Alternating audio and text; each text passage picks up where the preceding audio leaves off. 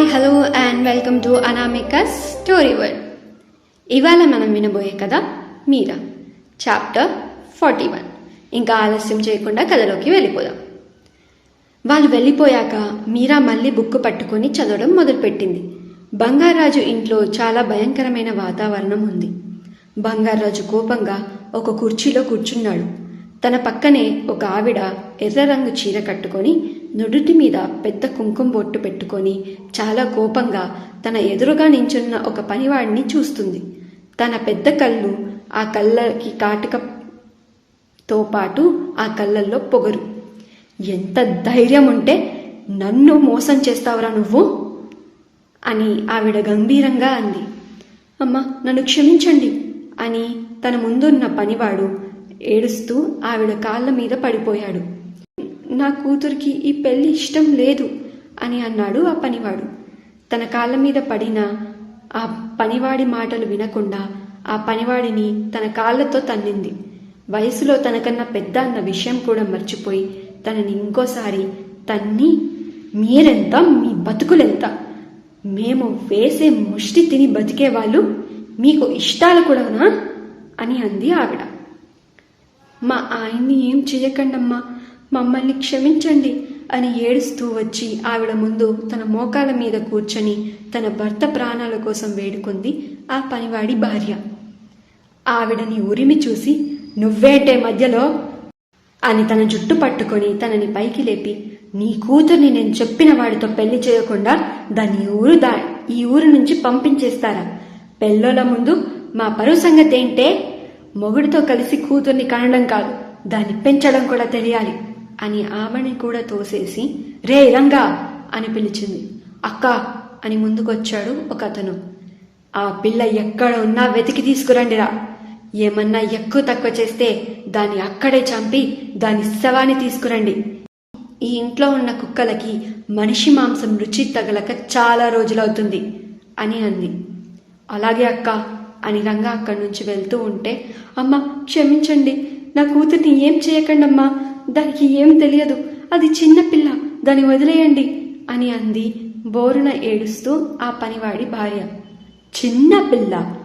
ఊరి నుంచి పారిపోయింది అది చిన్నపిల్ల అంటే? ఆవిడ రంగాని చూసి, దాన్ని తీసుకురా పో అని చెప్పింది. వీళ్ళని ఏం చేయమంటారక్క అని అడిగాడు అక్కడే ఉన్న ఒక వ్యక్తి. ఆ పిల్ల వచ్చే వరకు వీళ్ళని గొడ్ల చావిడిలో కట్టిపడేయండి. ఆ పిల్ల వచ్చాక దాన్ని ఆఖరిసారి చూసి బతికితే బతుకుతారు, లేదా చస్తారు అని ఆవిడ దగ్గర పనిచేసే వాళ్ళు ఆ ఇద్దరిని లాక్కెళ్తూ ఉన్నారు.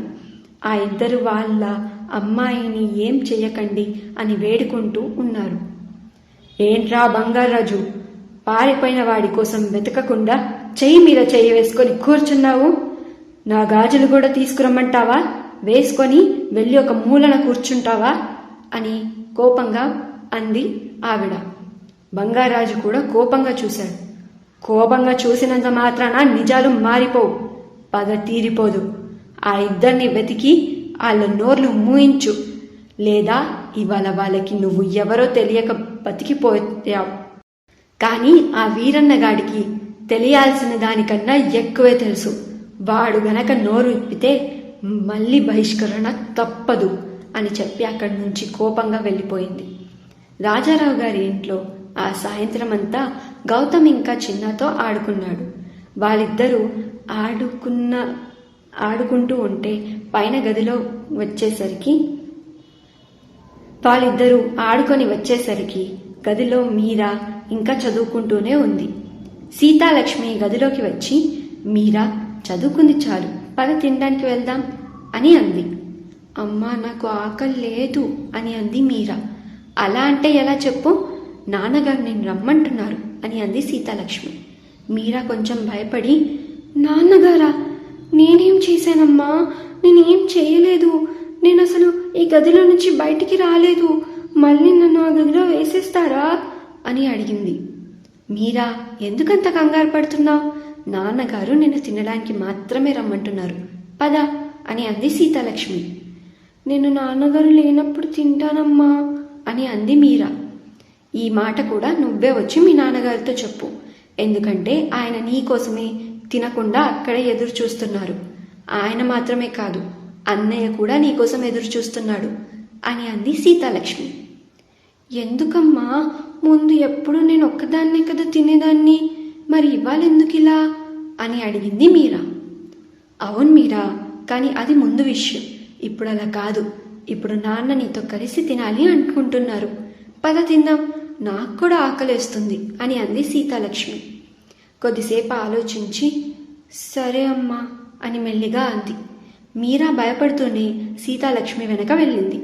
కింద రాజారావు గారు, చక్రి అందరూ కూర్చున్నారు. ఈరోజు వాళ్ళు టేబుల్ మీద కాకుండా కింద కూర్చొని ఉన్నారు.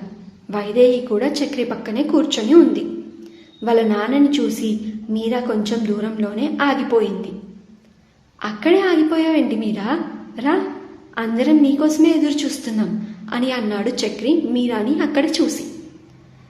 అందరితో కలిసి తినడానికి భయమేమో బావా, వదిలే, మనం తిందాం. అసలే అత్తయ్య చేతి గుమ్మగుమ్మ వంటలు. ఇవాళ చిన్నతో బయట ఆడుకుంటూ ఉంటే వంటల వాసన అక్కడి వరకు వచ్చింది. అప్పుడే నాకు ఆకలి మొదలైంది అని అంటూ గౌతమ్ మీరా వెనక నుంచే వెళ్తూ ముందుకు వెళ్ళి వాళ్ళతో పాటు కూర్చున్నాడు.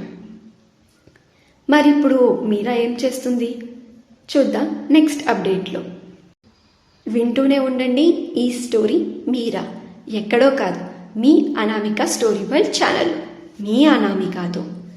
ఈ స్టోరీని మీరు పూర్తిగా చదవాలి అనుకుంటే కింద డిస్క్రిప్షన్లో లింక్ ఉంది, దాని మీద ప్రెస్ చేసేయండి. ఈ స్టోరీని పూర్తిగా చదివేయండి. అలాగే ఈ వీడియోకి లైక్, షేర్ అండ్ సబ్స్క్రైబ్ కూడా చేయండి. Thank you for listening. Bye bye.